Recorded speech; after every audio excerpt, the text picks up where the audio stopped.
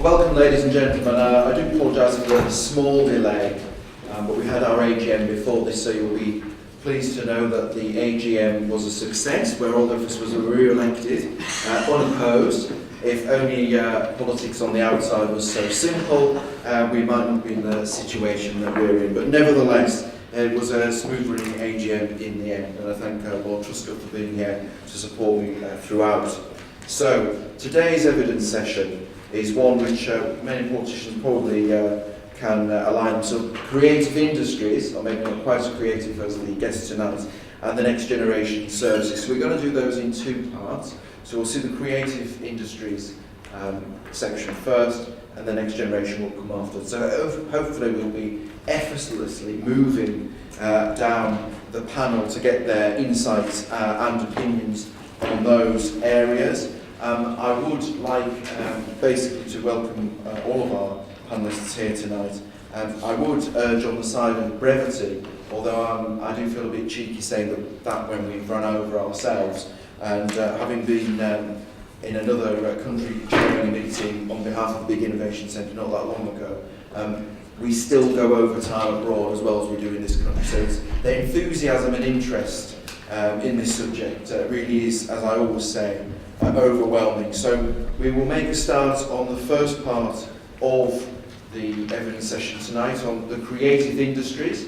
So this looks very exciting from our all-star lineup tonight. So we'll go down the panel in turn. They will explain a little bit about them. Then obviously afterwards we'll go to the Q&A and stimulate the debate as always. So we'll start off, and we're in order, which is really good. So Marcus Adair, if you would like to give us your presentation, please. Sure. Good evening. I'm Marcus Adair, Associate Dean of Knowledge Exchange at the University of the Arts London, UAL, and the author of Distributed Creativity, which is a book about effective blockchains on the creative and cultural industries.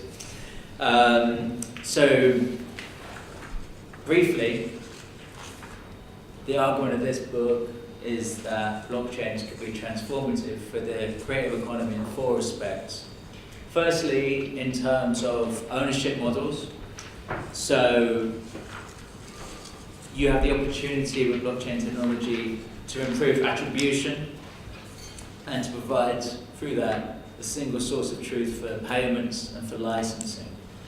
Basically what you're doing here is you're using blockchains to create a link between artists and their work, or between a file, be it a film or a song, recording for song, and the relevant metadata.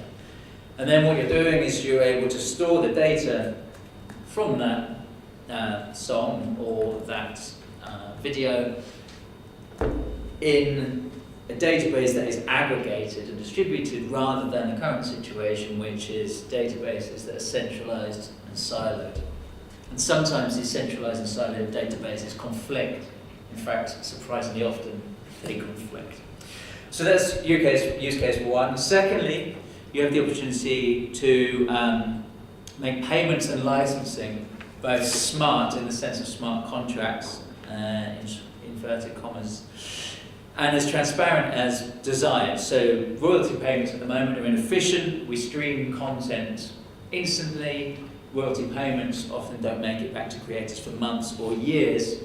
And blockchains can also lower the barriers to content. So if you think about something like an app developer who wants music for his or her app, at the moment there's a significant barrier there. But once you register the right status of a work on a blockchain, the conditions for its release become visible to all, and then through smart contracts you can automate at least some parts of licensing.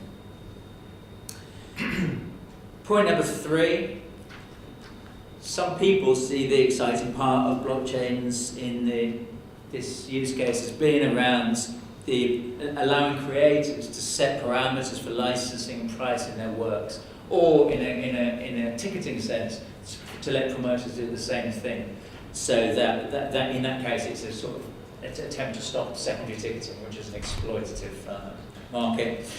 So some see blockchains being used to create a kind of dynamic pricing model for creative work, similar to that we're used to with airlines.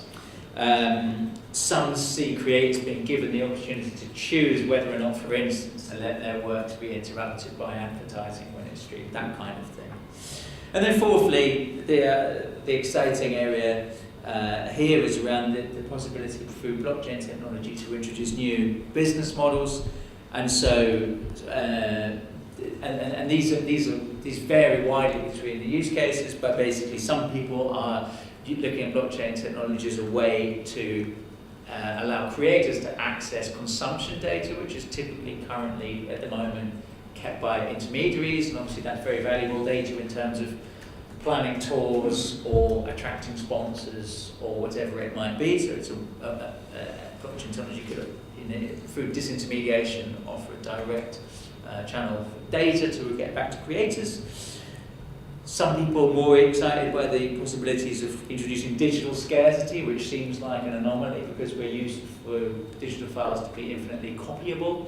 But if you think about crypto kitties, for instance, which some people I thought would get a smile, it was a sort of fun thing that crashed Ethereum almost for a period, but actually showed what would happen with this idea of a crypto collectible, that you could have a digital asset that was actually unique.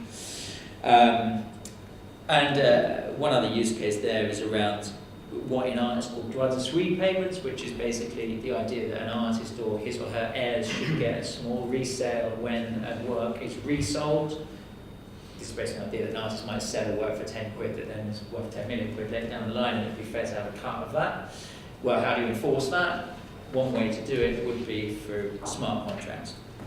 So I wanted just to outline the enormous range of use cases that are already popping up in the creative economy, because often when you're talking about this, people say, I know about how blockchains are used and it will work or it won't work, and they're talking about one particular case, whereas these is 4 groups of use cases in the creative economy, any of which there are startups or incumbents using in quite exciting ways, and any of which there are also some quite unimpressive startups or unimpressive incumbent use cases as well.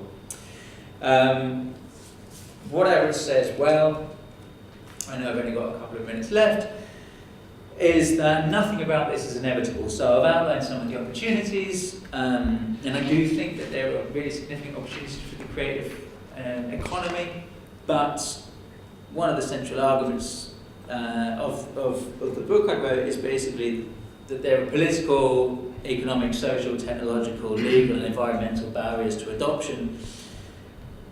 And also, furthermore, the real question we should be asking is not whether or even when blockchains will be adopted widely in the creative economy. The real question is, if blockchains are more widely adopted, who will be the winners and losers? Because decentralized technologies don't necessarily decentralize power.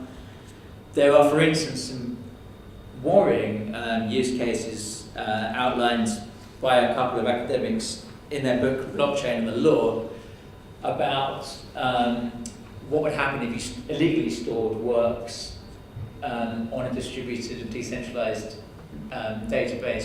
Who do you issue your notice of takedown procedures against when it's all anonymous and protected by cryptography? So just as this technology is exciting, it's also, there are some risks there, and in that sense it's quite reminiscent of the internet. Is the internet been good or bad for creators? Well, it's been both.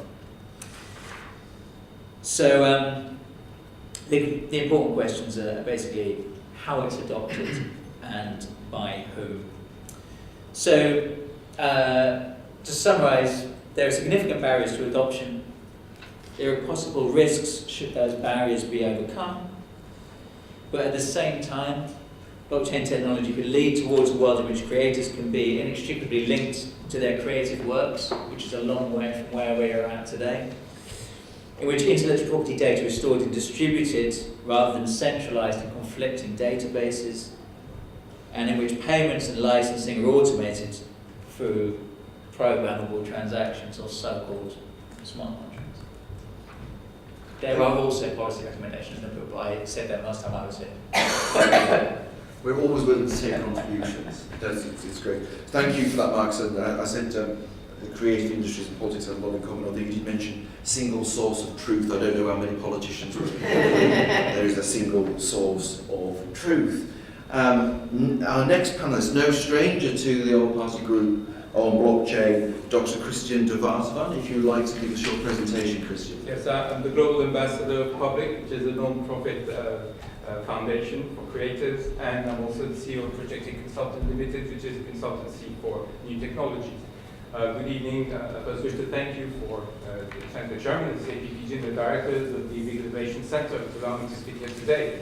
Blockchain can do a lot for creative industries, as I explained a few days ago during Dubai's Future Blockchain Summit, and I'm glad Marcus went round the block.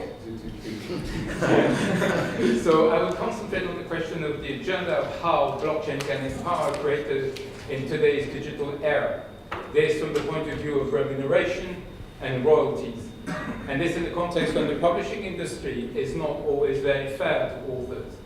I will provide an example to demonstrate this and propose 2 solutions to change the situation. Since we're dealing with creativity, please allow me to start with an extract from a creation made in the worst possible human condition. Here refer to Oscar Wilde's 1897 ballad Bread in Jail, slide, which he wrote soon after his incarceration to earn money. And there, till Christ called forth the dead, in silence let him lie. No need to waste the foolish tear or heave the windy sigh. The man had killed the thing he loved, and so he had to die. Slide, please. The prisoner for whom this poem was written had a quick ending. He was hanged. Mr. Wilde's agony in a shabby Parisian hotel was a long one. How often as a student have I passed in front of his last window, wondering how on earth one of the greatest literary genius the world has ever seen, whose creation feed, as we speak, tens of thousands of creatives, could end in such a way. The trial he had to endure because of his sexual orientation is common knowledge, but irrespective of this, he should have died a wealthy man. Instead, the meager royalty of his poem outlived him. Now, as to the ballad, it also refers to the Ring of Prisoners painted in 1890 by Mr. Van Gogh, actually from the engraving of a London prison. Mr. Van Gogh, who equally died in absolute poverty for a reason which we equally all know. Of course, one may argue that this was a long time ago, that such tragic stories do not happen anymore, and that Mr. Wilde, for example, if he had lived today, would not have died in poverty because he would have enjoyed a fairer reward of royalties for his books or plays. In fact, more royalties because his work is now distributed across a wide range of medias which did not exist in his time. But is that really so? Sadly, since Mr. Wilde's times, a number of world-class writers have suicided here or abroad, Mr. David Foster Wallace being one of them in 2008. The reason for the suicides are often complex, but in several cases have clearly involved financial difficulties. This is why it is vital that writers be paid royalties, and the problem is that in 2019, 119 years after Mr. Wilde's death, this is still not always the case. And I will demonstrate this with a current example. As we speak, the 2 books before your eyes are sold in bookshops or online.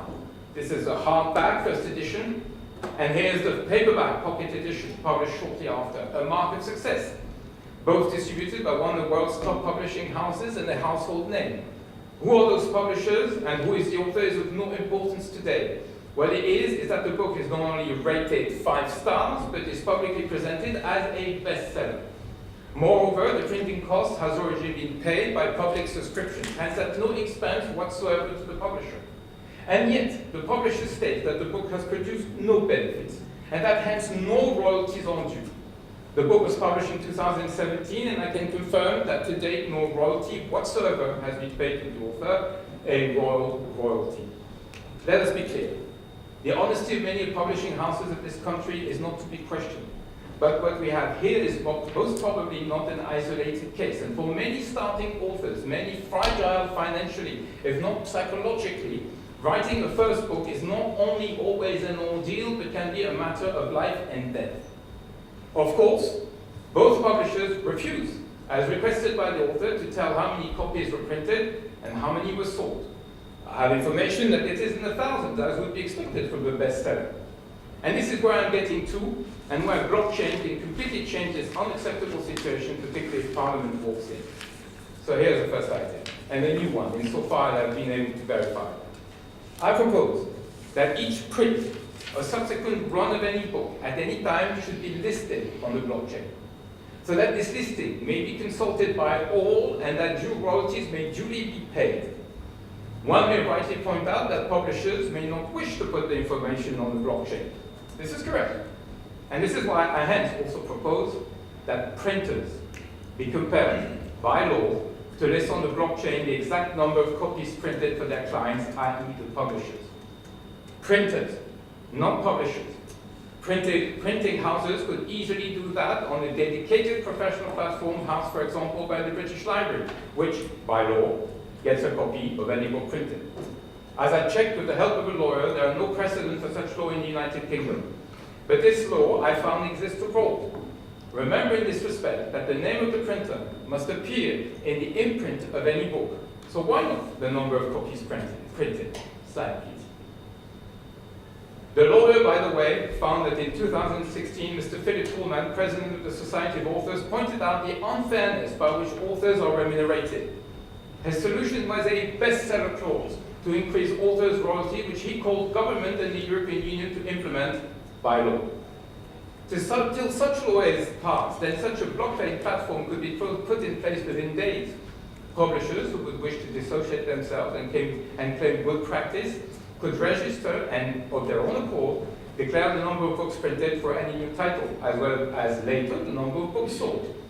Authors could then start to be wary of publishers who do not and favor publishers who do.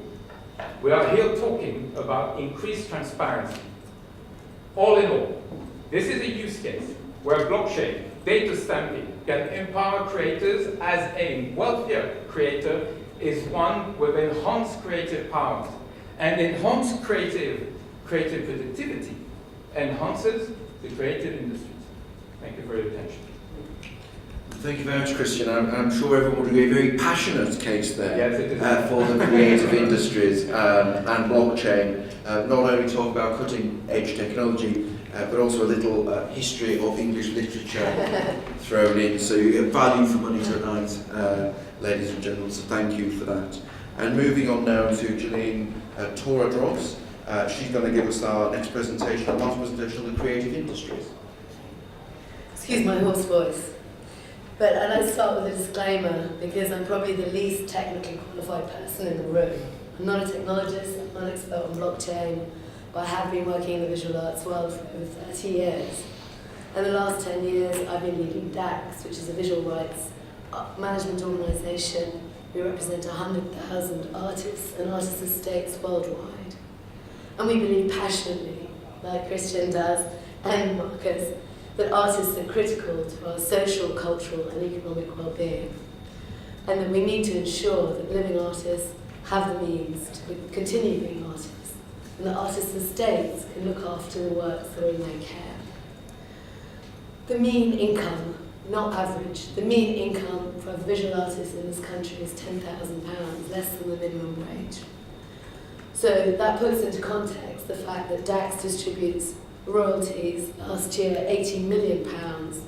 That's a vital source of income in an increasingly challenging, precarious occupation.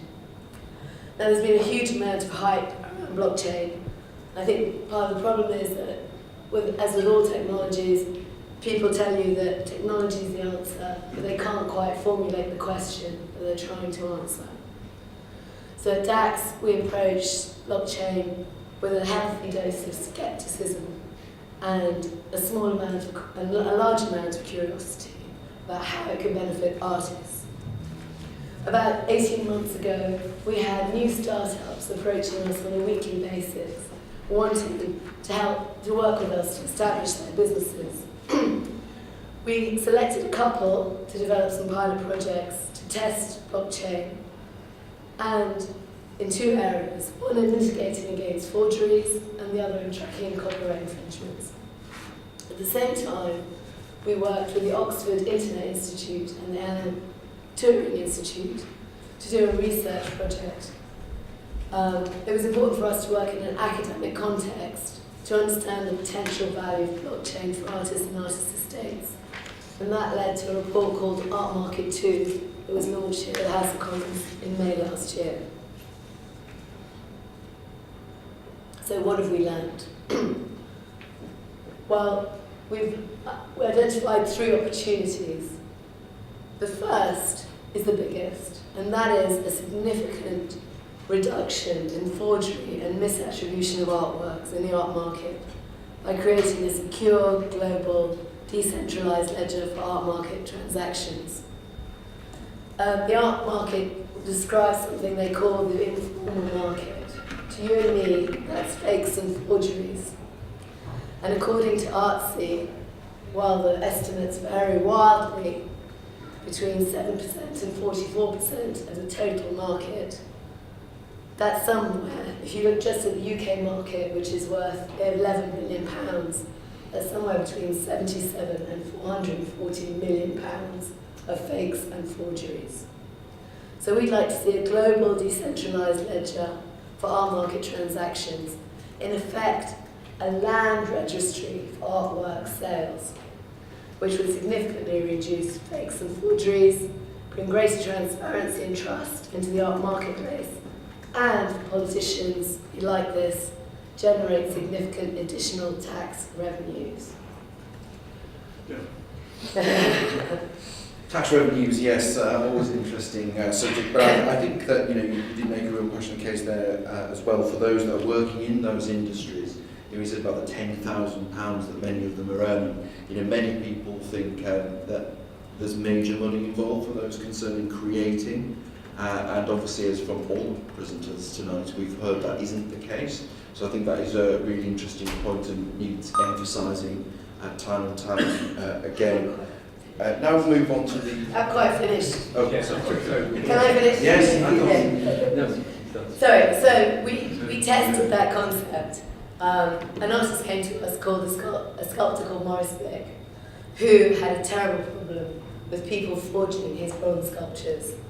And he came to us and said, "Can you help me?" And so what we did was we brought old technology and new technology, because the problem with bronze is it's worth more. Artist bronzes, think of Henry Ward, are worth more than their metallurgical value. And there was no hallmark for bronze. So what we did was we created a new hallmark for bronze. We tied up with a company called Vartavan so that we could create certificates, digital certificates, that we could be put on the blockchain to certify each work. So there can be an edition of 10, an edition of 20. Each work of every edition could have an immutable record, registered by the artist and the foundry, like your printers. So there's a couple of other opportunities, but I won't talk about them because they've been touched on. One is about smart contracts, Marcus has talked about that. The other is ensuring how you manage the use and integrity of artists' works on the internet and get fair remuneration, which again Marcus has touched on. So challenges, I'm echoing Marcus a bit, and I think Christian. First one is big players dominate, and they deploy technology to support their own commercial interests at the expense of smaller players. Christie's and Sotheby's, the 2 biggest auction houses, are talking a lot about blockchain. They want to control blockchain. They've got the resources to do it. But can they be disinterested arbiters of transactions which are worth billions of pounds, and they are in competition with each other? I think that's a really good question. Second huge barrier, or challenge, I think, and again, I think Marcus, governance. We've heard Tim Berners-Lee talk over and over and over again about the failures in having had the foresight to properly regulate and anticipate the challenges of the internet as a technology. We can not make the same mistakes again. And I think the question of governance and proper regulation is absolutely critical. Very quickly, barriers, 3. Cost. It's a huge amount of money. We're a not-for-profit. We have very little operating income because most of the money we generate goes to artists. So how can you ensure that the developments that benefit, that utilise the benefits of blockchain technology benefit society as a whole? Expertise. There's so many blockchain experts, lots of them. And as with artificial intelligence, they're ambassadors, they're evangelists, they're not agnostics. And thirdly, there's a risk of early adoption. What if you invest too much money too soon in the wrong blockchain? That's it. No, thank you for that. Very, very thought-provoking. I think our audience would agree. So now we open the Q&A up. And first of all, when we do the Q&A, very useful for the camera and the people watching this over the internet, that if you were to stand up and say who you are, and if you're from an organisation, if you will say that as well, it just makes it a bit smoother. But opening up the questions tonight will be Lord Truscott. So I will hand over to Vice Chair Lord Truscott to ask the first question. Thanks very much, Damien, Chair. Very interesting ideas from our panel, from Marcus, Christian and Gilane. I won't go over all of them, but one particularly struck me actually from Christian, and I have to declare an interest as a published author. This idea of putting the number of books that are printed on the blockchain by printers. I think it's a very interesting idea, very practical idea. But my question to you would be, how would you deal with foreign editions? Because, of course, a lot of authors publish editions abroad, and the more successful the author, the more foreign editions there will be. And Yeah. I've been in the position where someone went to a political fair in Washington, D.C., and they said, well, it's very interesting, I saw a copy of your book at that fair, the US edition, which I didn't even know about. So it's clearly it is an issue. But how would you deal with the international aspect? Yeah, well, you would have to look at the legislation in every country. And if you would be in France, the problem would be solved immediately, because by law they have to put the number of copies printed. It used to be in the books in print, but at least it's. I brought a slide, actually, Fernando. I didn't. I put it in reserve in case someone would ask. And you will see actually the application form to register a book at the French National Library, and there is clearly indicated. How did they put it? The tirage. It means the number of books printed. So it is by law an obligation to indicate the number. Now, of course, for every other country, you'd have to look at the legislation, and I believe the French probably are not the only one to do this. For the United States, this is another issue. There are many states, many laws, so I guess it's going to be a big job for this one. But yes, blockchain definitely. I mean, this is. I think the way forward is about transparency. And when you hear, I was in Dubai and Fernando was present, and we hear some major players of the creative industries actually answer on the panel that there will not be more transparency. I mean, I was so gobsmacked that I just didn't reply, and it's been recorded, and I invite, I'd love to have the recording, for people saying that no, the artists will not be better paid, but the artists are actually well paid, and those who are not well paid are not the good ones. This is what we've heard. Yeah, that sort of thing. No, yeah. Would any of the other panel members like to come in? Well, I think in the art world, there is a real issue about sale of artworks. Marcus referred to Droid Suite, and people are digital. I didn't talk about it, but one of the huge growth areas is digital transactions, and you'd be surprised the value of works being sold over the internet. And so the question is, where is the national jurisdiction, and where does Droid Suite get paid? And so I don't think we can separate technological solutions from the rather more mundane and persistent questions of territory, legislation, cross-border transactions. That has to be, as it has been with the internet. That is part of the problem, part and parcel of the problem. If we want fairness and transparency, they have to be accounted for in our solutions. Yeah, I completely agree. I mean, what's interesting is that there's similarity across lots of different creative industries. So, I've looked at this in fine art, and I've looked at it in book publishing. I've looked at it in journalism, where there's use cases more around, being able to say what you want to say in a way that's not censored.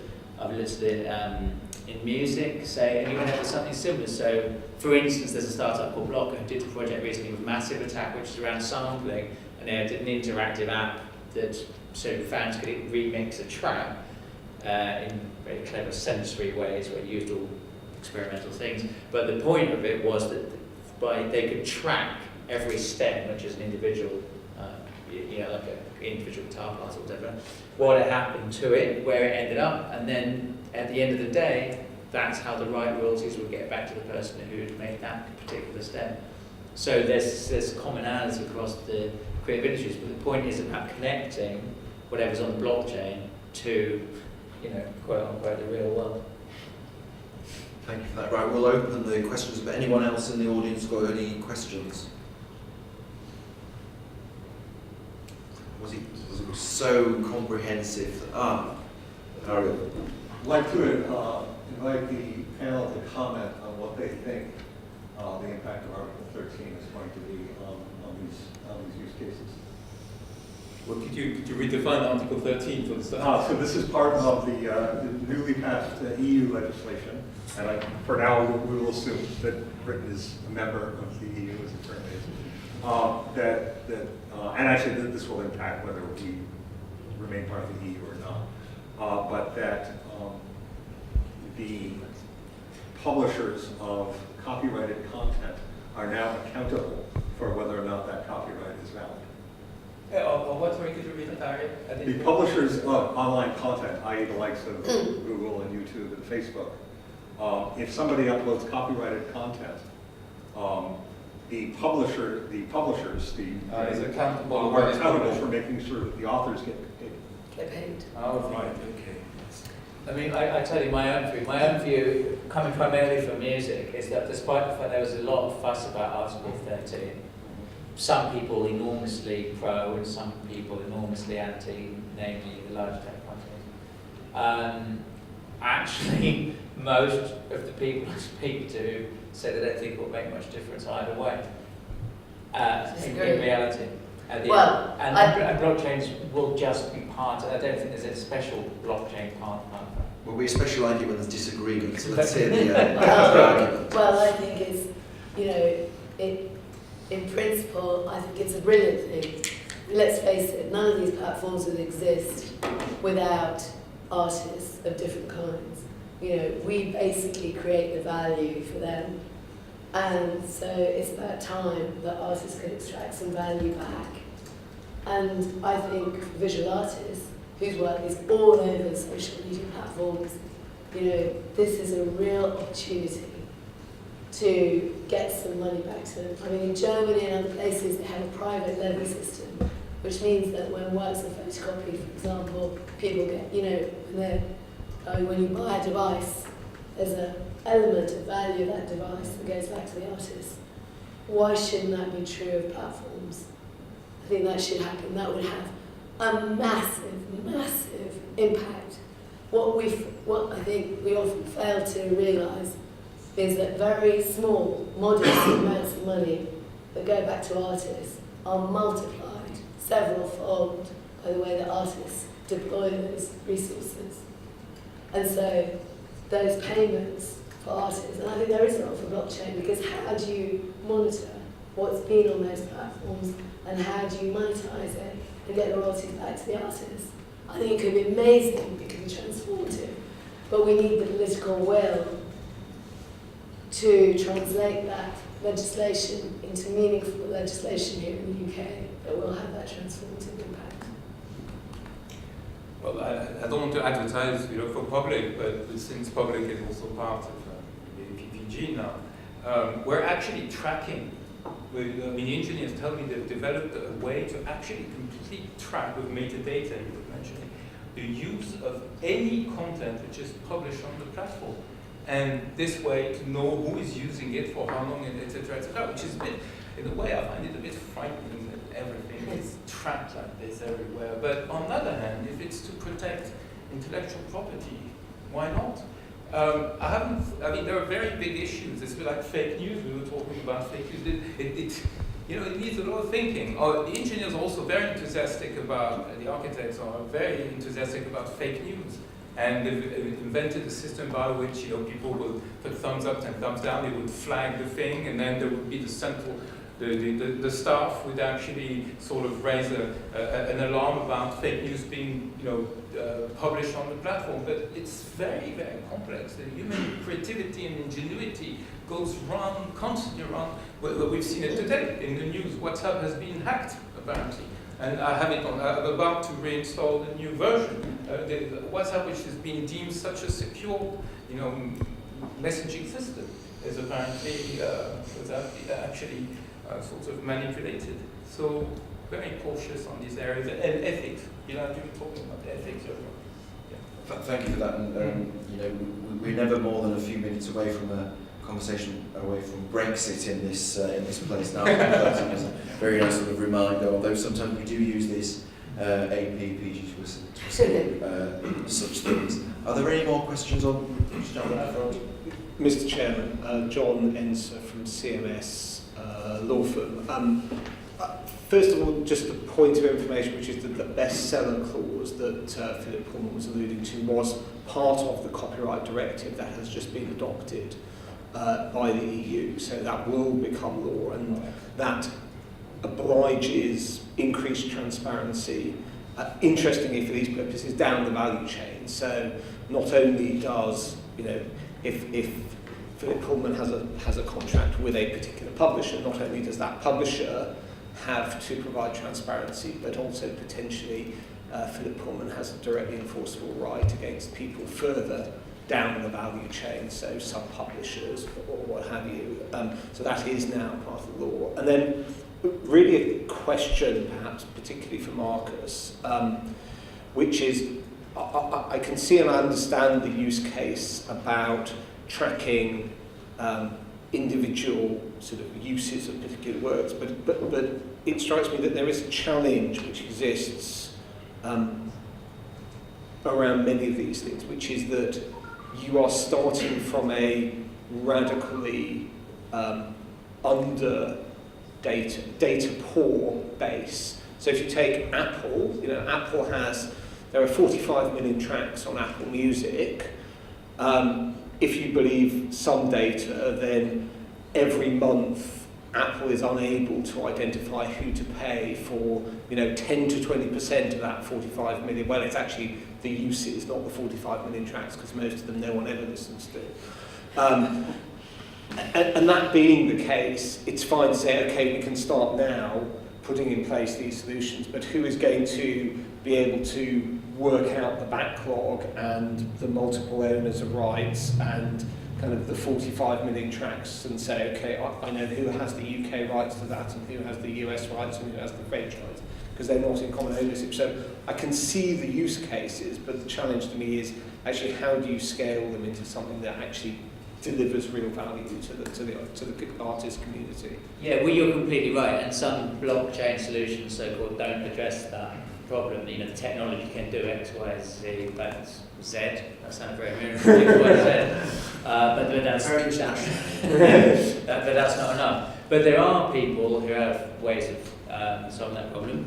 And broadly speaking, I would say there is one type of solution, which is that you work with established rights holding bodies and you look to aggregate their databases. So let's say your instance is music, so let's say you work with, I know startups who are working with a number of music publishers, big music publishers, and let's say some collection societies, and you start seeing where it matches, say on the publishing side or on some side, so that's one way. Or the other way is, and there are some fairly big projects happening. PRS did a project. They did. They had one called Global Repertoire Database, in which they wrote off £10 million of investment. But you never have a conversation about this without someone mentioning the Global Repertoire Database, which is obviously a famous disaster if anyone knows about music. But why would this work when the GRD didn't? Because everyone still would like a GRD to exist. It was just that no one could agree on how it works. So there are people who would say, you could make this work because of the nature of the aggregation that would happen, and even you could use that there are we think about, without getting too technical, we think about the whole point of blockchains as being to incentivize good behavior between people who don't trust or necessarily even know one another, then there are inbuilt mechanisms to incentivize good behavior. And that just leads me briefly to the other sort of solution to the challenge you pose, which there's one way you get big rights holders already to do it, and you start to aggregate their databases. And then the other way is that you get artists themselves or people themselves to upload data, and then you have a second stage of kind of validation. Some people don't like this if they're blockchain evangelists because that seems too centralized, but because you have to agree who the validators are. But somehow or other, you allow people to upload their data, and then you have a second stage of approval. And that does work in that something like Music Brains, which is a big music database that powers all kinds of sites, including I think the BBC, is just crowdsourced on a voluntary basis. So people are happy to do that to some extent. So there are solutions out there, but you're right, it's a challenge. Any other comments on that? Well, again, the Publiq will remunerate authors. This is the new thing we're about to launch. I mean, this is what we're doing. We created a closed ecosystem which looks like Medium. You copy-paste whatever you've created, and you get the token of the PBQ of the foundation coming every 10 minutes. Now, the last stage where we're trying to cross the red line is to transform these tokens in fiat currencies, in money. Why? Because if a journalist is in Egypt and he has the government on his back and he's trying to publish an article which is difficult, nobody can tamper with his article. It's on the blockchain. And on top of that, he's got remuneration. He's actually can survive in a very difficult environment. So for democracy, it's not too bad, really. I just say, that's not a technology problem, that's a life problem. We collect millions of pounds of artist resale right royalties for artists, beneficiaries that could be, 3 generations down, lots of rights holders. Takes time, takes work, but we find them eventually. It is work, it's just that is a problem. Blockchain's got nothing to do with whether that's a problem or not. It's just a solution. It's a life problem in terms of royalties and rights holders. Okay, I've got a question at the back, which I will let in very quickly, then we'll have to move on because if that's okay, we can go to the next session. Would you just like to ask a question? Yeah, sure. My name's James. I run a small digital arts platform based on Ethereum, actually. We provide a platform for artists to tokenise their digital work, and I just wanted to reiterate, for the last 18 months, we've onboarded about 100 people, and the thing that they really like is the fact that they can get remuneration at the point of sale without a third party. They can have guaranteed limited edition digital runs. You can always check the source code of the smart contract.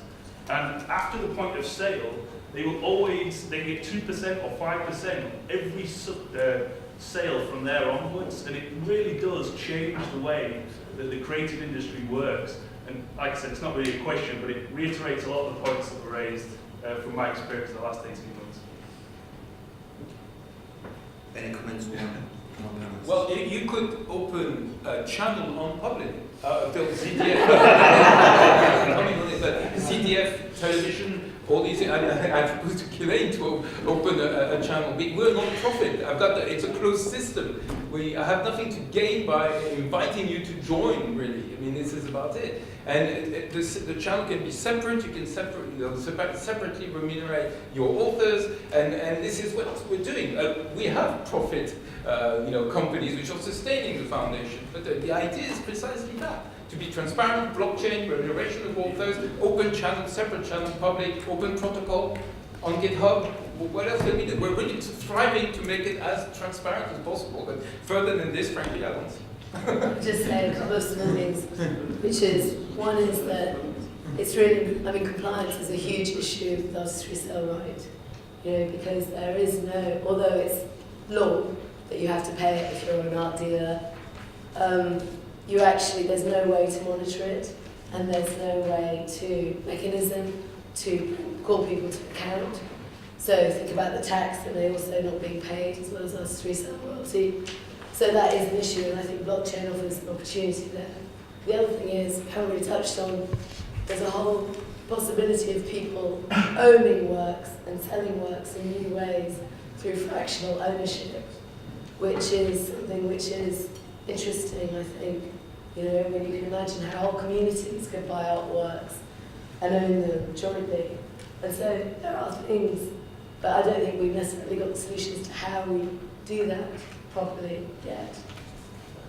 Thank you. Well, we do have a few moments. I will be able to squeeze your question in. So. One quick question is really a comment about there's thing about this way doing is the consumers as well. The thing is around ticket touts and those kind of things. Obviously, the artists and the consumer and how we can just the thoughts of the the panel about that. We're probably all impacted by you're trying to buy it off one site and you look at another site and the tickets are literally back on sale here. So to me, that's an ideal use case where people are face value or an administrative charge, but it can change, the custodian of that. So, There are, I interviewed a couple of blockchain-based businesses who are addressing precisely that. So there's one in London called Artos, who raised, back in when people were still doing ICOs, raised 20 million or something.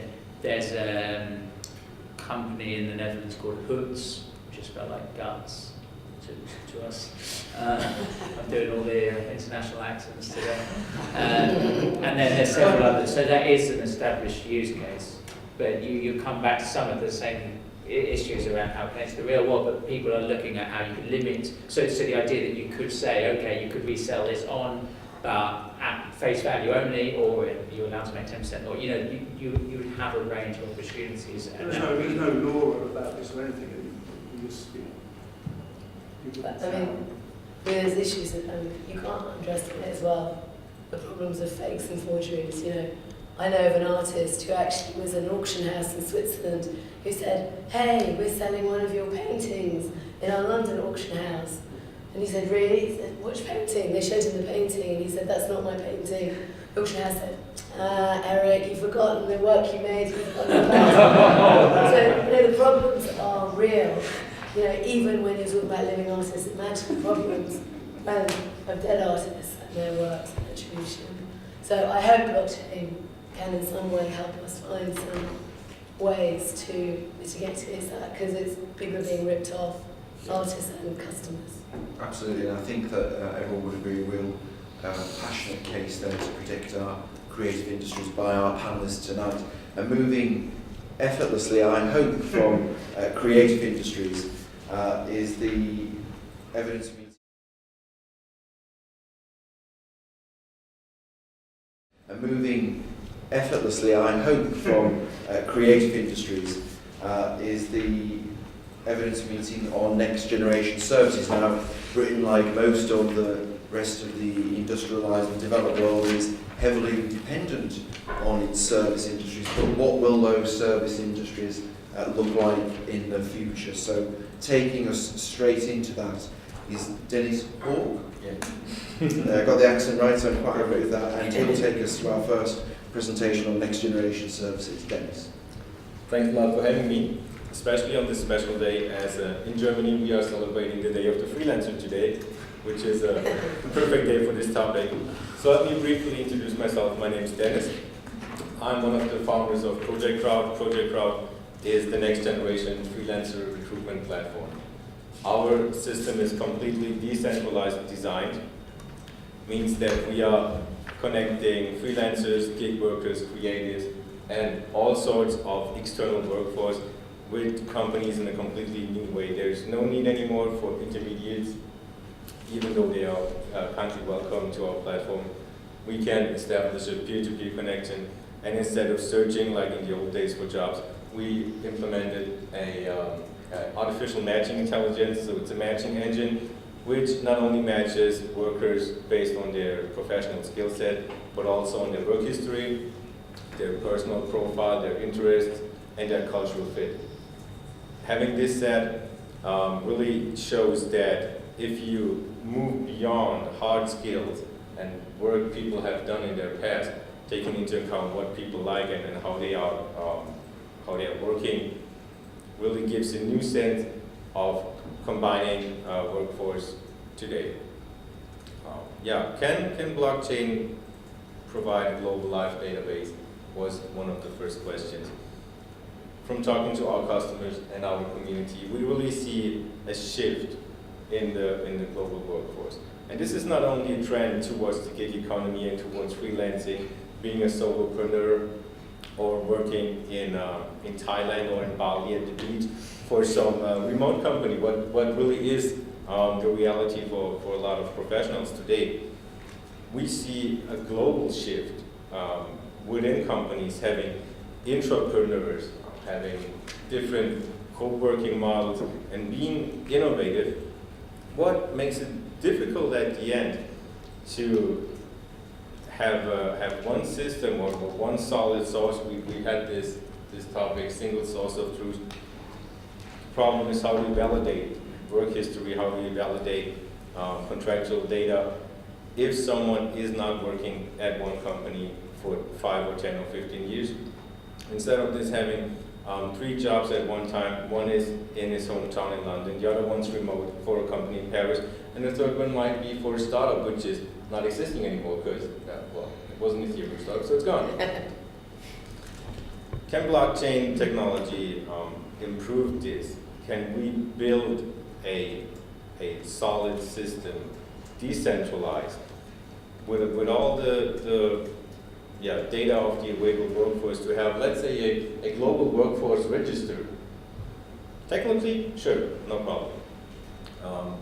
To bring this question into real life, I think it would be a starting point to implement such a system on a national basis. If one country would take the lead, an innovative country like the UK would take the lead and implement such a system controlled by the government, in building collaboration with technical leaders, with the creative industry, with the startup industry, who is really pushing new technology into the market. This could be a blueprint for other countries to follow and build at the end a complete workforce register which is working at least on a European basis, but maybe at a later stage even on a global basis. One of the big points in this is that it's not technology. It's a cultural question. And to move on to such a system would mean that all service providers, all agencies, all recruiters have to get the power back to the people who own the data. So instead of having 300, 400, 500 different databases in place, because I mean every recruiter, every agency, even we have our own database with skill sets of people, with availabilities, day rates, and all their data. We would need to have one data at the back. So it's just a blockchain-based backbone of the workforce. And this would really need all of us to give the power and the data integrity back to the people who have their own data set. And that's a change in culture. So having that said, I think that looking at the share economy and looking at the future of work, we will see a change. I mean, today, 1 out of 3 is already working as a freelancer or working on a gig basis. And the projections towards 2025 are that, depending on the country, up to 50% of the workforce are working on their own, working as a freelancer, working on a gig economy. And if you look at the emerge of co-working spaces in the metropolitan areas and of incubators who are mainly driven by bigger companies and corporations, we will see a shift in co-working towards co-services. So what we will have in the future is not someone working at one company for like 25 years, then you will get your golden watch, you will get a pension check, and you will go home. No, you will work on different services with different people. And if you look at a co-working space and the combinations you have and the different skills, you will get tons of services, and you will get a huge service catalog which could serve customers all over the market with combining these special skills. And I think this is the future of work what we'll see. We will go from serving one industry and one vertical into being more flexible, into having 2 or 3 jobs, into pivoting careers at a later stage. Secondary education is a big point in this. and to really put people in the position that either within a corporation or as an external have full control over the data and always have the possibility to shift their services to their customer needs. Thank you for that, Dennis. They do say timing and everything, and I think being the day of the freelance from Germany fits in rather nicely with what you had to say. Just on timing, ladies and gentlemen, we do have a few more minutes, but the division bell is likely to ring, so if you do see me vacate the seat, Lord Truscott will ably take over the remainder of the meeting, so just a little warning in advance. So we move on now to our second panellist on this, Christina Frankopan, if you'd like to give us your presentation, please. So I thought what I'd do is outline a little bit of our thesis at Colony and why we think we're building tools, not just for the future of the work and the bigger trends that have been referenced for gig economy and so on, but tools that enable completely new forms of transactional engagement and transactional economics that we think will be native to the Web3 future internet stack. So just starting with some sort of classic Coasian theory of the emergence of the firm, people organise production in firms when, in the presence of imperfect information, the transaction costs of coordinating production through market exchange is greater than within the firm. This is how firms have emerged, and that's the traditional theory of how they've emerged. So gig economy platforms like Uber, Airbnb, TaskRabbit have facilitated transactions between independent service providers and consumers.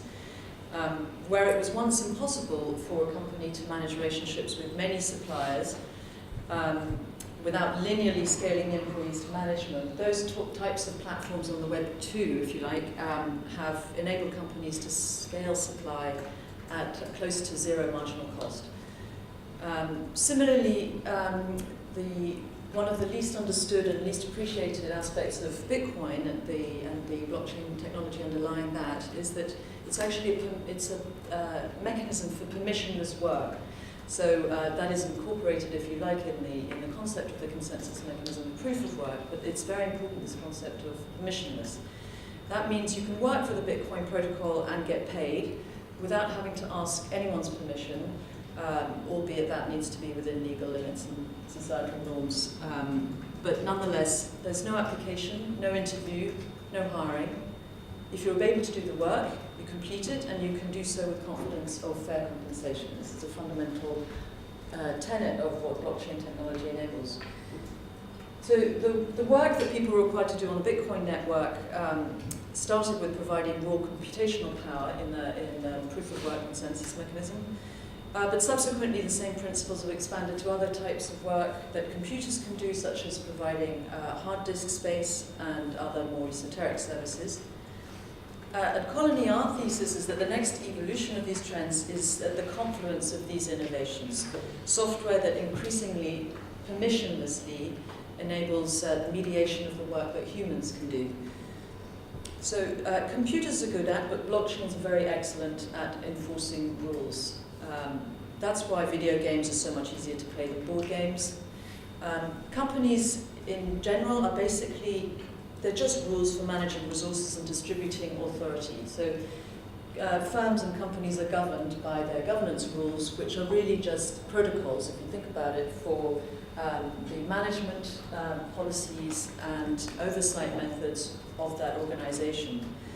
So what Colony does is help to define such rules and enforce these business rules. This makes them much easier to follow, highly transparent, and means that they can exist in places where they couldn't before. So, for example, between strangers on the internet. There's an early meme from the internet, I don't know if anyone remembers this one. On the internet, nobody knows you're a dog. Well, the equivalent in this era would be nobody knows you're a dog, nor that you're a fridge working from a beach in Bali. So we have completely new ways of transacting our labour through this type of technology and the platform that Colony is building. So the way to think about next generation services is not perhaps as a global live database of available labour force on demand, but rather as a distinction, and I think this is really the important trend of what's happening. It's that the distinction between the firm and the labour market is blurring. So the future of work, if you like, is going to be less about the company and more about the work itself. And these ideas of transactional economics that are traditional in terms of how the theory of the firm was first elaborated may still hold, in the sense that transactional economics can describe why these new forms of organisation might emerge, but the blurring of where the line of an organisation, we believe, will change. So there will be collaborations from people outside an organisation as well as within an organisation that are facilely possible through these new technologies. So new kinds of companies like digital cooperatives will emerge that enable workers to collaborate with each other without asking permission. They'll also be able to be confident that if their work is valuable and they can demonstrate reputation, they will be compensated. In exchange, they may earn a share of the ownership of the company, as well as a degree of authority to contribute to decisions proportional to their expertise and their commitment. And stake in these internet native companies will also entitle workers to an ongoing share of revenue, which may overcome one of the main concerns of freelancers worldwide, income instability. So these are participatory networks, and the rules of which can be designed in an infinite number of ways. This may all sound like fanciful pieces of futurism, but it's coming much sooner, we believe, than people imagine. And we like to say we know this because Colony has already built it. Thank you for that. Permissionless work might sound like something new, but I think many parliamentarians have been doing that for quite some time. So yes, the concept is probably well known here. So we move now on to Peter Bidwell, if you'd like to give us your presentation, Peter. Thank you. So my name is Peter Bidwell, and I work as a blockchain specialist within Accenture's blockchain practice. Outside of Accenture, I'm also an advisor to the Internet Foundation, which is a self-sovereign identity and decentralized data management organization. Before that, I was previously the Chief Marketing Officer for Applied Blockchain, a leading blockchain solutions development firm. So in these roles, I've advised executives from multinational corporations, policymakers, and also startups on the effective implementation of blockchain technologies. So for our discussion today about the gig economy and the future of work, I'll be presenting three different components. The first being that trusted digital identities are missing from the internet of today. The second of how blockchain can solve this problem. And for the third, I'll give an example of the way that Accenture is doing work to implement this as a solution and support the gig economy movement. So first, let's look at the problem of trusted digital identities not being embedded into the internet. Anonymity online facilitates bad behaviour, such as trolling on forums or at its extreme cybercrime. Our attempts to resolve this via third-party identity services are clunky and imperfect, relying upon scanned documents which can be faked. This model also requires each digital service to create a new identity record on you, resulting in thousands of different versions of you and your identity being spread across the internet, where each one is out of sync, out of date, and only provides an incomplete picture. What we need for professionals in the gig economy is a single version of our digital selves that we control and we can use again and again for every online service. Blockchain and decentralized identities work together to solve this problem, where identities can be created once, owned by the individual, and private data can be selectively shared based upon the data owner's consent. This flips the model, where the individual is in full control of their data and identity. Parties looking to verify the identity of an individual can be pointed to this single trusted source, where all supporting verifications can be held. Any updates to this single identity store are reflected across all linked services in real time. So at Accenture, we've been working hard to solve this problem across both our global identity and blockchain practices. One example of where we have implemented this is within Accenture's own global procurement function. Last year, we identified the need to create a single dynamic process for all of our suppliers, whether they are a multinational corporation or an individual freelancer. To solve for this, Accenture has built a blockchain solution to reduce the time taken for a supplier to onboard from weeks to a matter of hours. This is made possible by the supplier being the owner and maintainer of their own supplier account, and then providing consent for a buyer to access their records. The result is a single record of supplier data and identity credentials that can be owned with self-sovereignty and accessed by numerous buyers. This model enables an efficient, double-sided marketplace and trusted data source for onboarding. And the solution is set to go live in the coming weeks. And will roll out across 30 countries with over 100,000 Accenture suppliers within the next 12 months. Once live, we will open this solution up to our clients and partners to establish a fully double-sided marketplace of buyers and suppliers. Fantastic, thank you. And I think that it was really important that you emphasised the point on individuals taking control and having control. Something that recurs throughout a lot of our sessions, but it is one of the main aspects of the things that we talk about with blockchain as opposed to what we have now. And just on that, we will now open up for the Q&A. So if anybody would like to start off with the Q&A, anybody got a first question? So Thomas Pearson from Vartavan. A question about Colony really, and the initial testing that you've been carrying out anyway with potentials for creatives in a freelance market and where that's taking. So whilst the theory came across clearly, it's interesting to find out a little bit more about the practical elements that you've learned. Yeah, it's that's an interesting use case we have thought about. I mean, our initial beta testers, if you like, are mostly native crypto projects. They need and want and understand what decentralized governance really means in practical senses. In fact, they need to do that and want to do that for legal reasons as well, because they want to demonstrate that that the network is being run autonomously in a sense.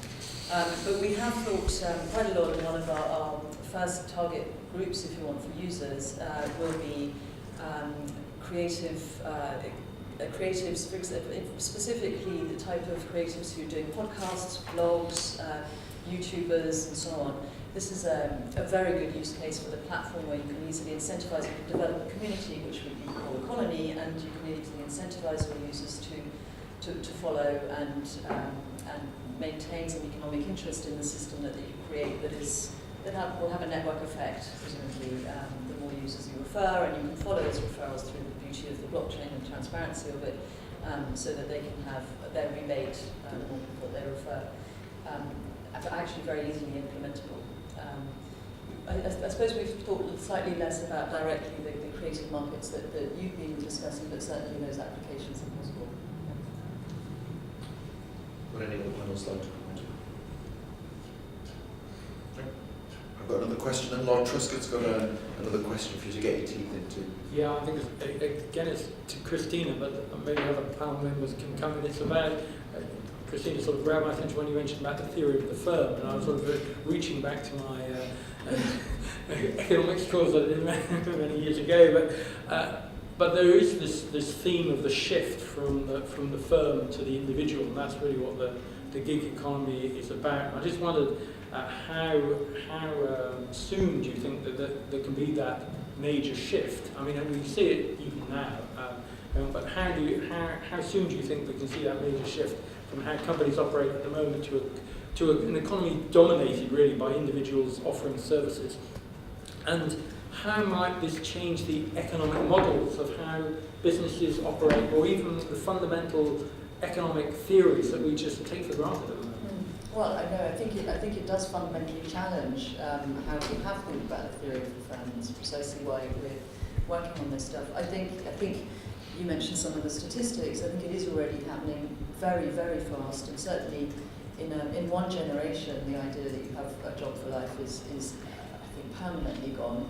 I think most of my generation have several hats at the same time. Certainly that is my children's expectation, and all seem to want to be bloggers, Minecraft bloggers. But I think it's, and I think that is going to happen. It already is happening. I think what is not keeping up with it is the societal consequences, and presumably this is the sort of thing you think of the policy implications of this, is in the sense that income insecurity of people who become gig economy workers is a major issue.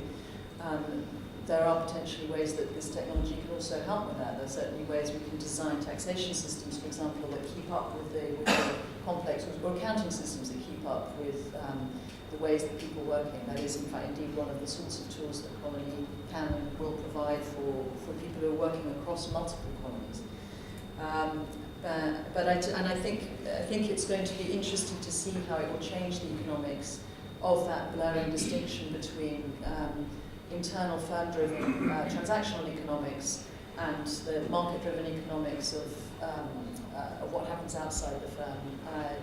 I think it will remain to be seen in some sense how the economic incentives will be designed to get people to contribute to projects or to collaborate with each other, and I think we'll see a lot of experimentation. So I think we'll see, I don't know whether cooperative type organisations will be more dominant than traditional sort of company type operations.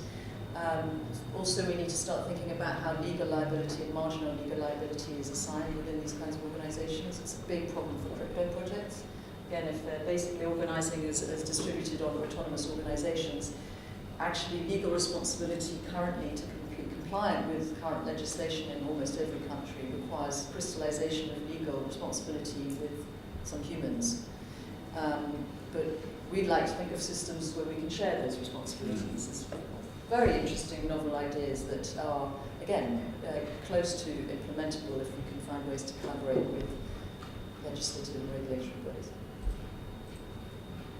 Any other comments? Yeah, on the back of your points there, I think a lot of this comes down to the concept of digital property and digital ownership, right? And the ability to reflect something in the digital world. Right? You know, we often think of the digital world being something online, it's kind of out there, and it's any data you share is now suddenly available to everybody. And actually, if we imagine instead that this is a kind of reflection of our physical selves in the digital world, and all the different data points that we have in this digital space, which are distributed everywhere, put together would arguably make a shadow, let's call it, of your physical self. But actually it's not particularly rich.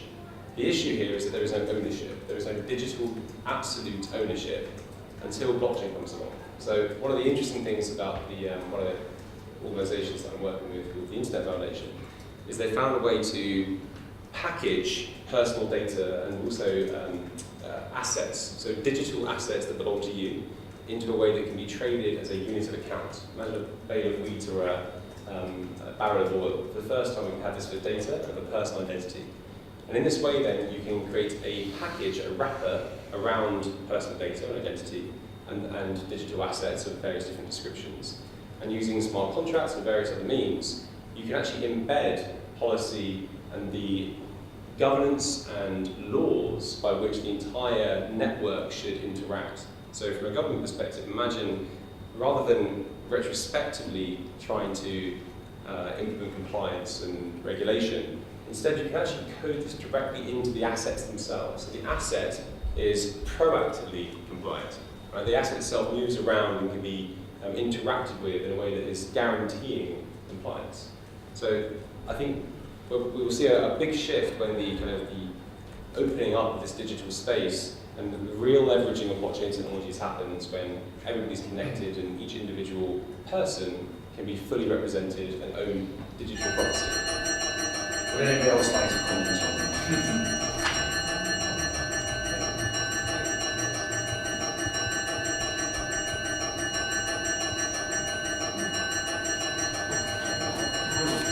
I was hoping it would be smoother than this.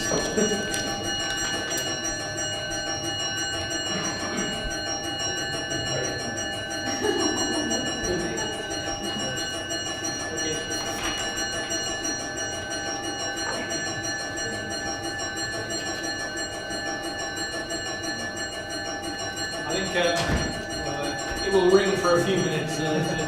Damien has 8 minutes to go and vote, but I think we're due to wrap up anyway, aren't we? So I think, sorry?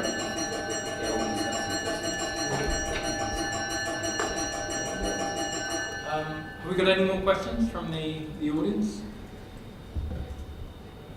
One question. As a provider, or let's say as a platform, in terms of marketplace platform, in Dennis's case, how easy to manipulate those buyers and providers case from the platform point of view? I mean, the rights are held by the owners, but Is it easier to manipulate, or can it be? Well, it doesn't stop people from trying to manipulate data itself or having like criminal intentions. But if you're using a blockchain system to verify data and to verify in terms of workforce, to verify career records and to verify references that are once given, thanks. It makes it quite hard to manipulate a given reference that's on a blockchain. Technically, it's not impossible. Nothing's impossible technically, but it makes it very, very hard to manipulate this data. And if you're looking at your complete academic and professional CV and record being on a blockchain, it gives you this certain amount of trust that when everybody approved that you've been to University ADC and you work for company XYZ, and this is written on a chain, the data set itself is immutable. You have a digital signature, which is tamper-proof, which is legally binding. It just puts the barrier higher to manipulate data. But I actually meant that as a platform, can you actually put them as a featured or less featured, or can you manipulate as a platform these providers as a buyer and seller? yeah, we could not manipulate the data. This is not possible by design. But yes, we could rank them a bit higher if we would want to. That's what I meant. Yes, yes. Right. Any other questions from the audience? I was just actually looking at the questions for evidence that we sort of started out with, and on the creative industry side, a couple of the questions were: will blockchain empower creators in today's digital era? Will it serve consumers and creators? And I think the answer was basically yes to that. I think. And on the next generation services, one of the big questions was, what does the future of work and jobs look like? And I think we looked into that subject in some detail as well. But I think what I was thinking was, is there anything that the panel thinks, maybe the audience thinks, that Parliament and politicians should have a role in this to perhaps be more proactive in moving to really a new economy, a new way of dealing with things, maybe the way that Parliament or politicians can promote blockchain, because I can see that there are all sorts of ways that blockchain technology can be used to introduce efficiencies and to, we heard today about help the creative sector, help artists, benefit the economy, and also with next generation services, the use of technology, the use of data, how that can be very useful in terms of examples of the workforce having data which gives the scope of the workforce and how information can be exchanged. But is there a role for Parliament or parliamentarians and politicians in this, do you think? I think the biggest role, personally, is that you can create the governance and regulatory framework in which blockchain can be safeguarded from, a few small, very powerful commercial players controlling the space and ensuring that it has the potential to deliver those effects, those benefits for consumers and our case for artists, actually materialises. Because we're at a crossroads, I think, it could go in one of two ways. Okay, Christina. Yeah, I might boldly suggest, as I'm sure you've already looked at, the policies of France at the moment, which has recently announced very heavy investment, not just in financial terms, although yes, I think 500 million euros over the next couple of years, but specifically invested in and have passed law. In fact, I think it was called the PACT law, which I said was a French accent to make it clear, but specifically enabling a regulatory environment in a very explicit way, so making clear these are what we expect from the basic standards and best practices of an ICO, This are the kind of banking relationships that we'd expect banks to, banking for blockchain projects is an enormous problem in other countries. And indeed ensuring that KYC, AML, that the blockchain projects themselves comply with existing laws, and similarly enabling insurance companies to allow them to allocate a small amount of their assets into this new asset class, think about it as an asset class. So I think that kind of proactive investment in protecting the community and providing clarity on the frameworks is helpful. Okay, fine. Well, we're at 7 o'clock now, so I think we should close the meeting. But thanks very much to the panel for their contributions, and thanks very much also to the audience for your participation. And I think we had a very useful dialogue, and certainly I'll take back the suggestions at the end in terms of looking at the regulation, something that parliamentarians and government should be looking at. And thanks very much for coming on.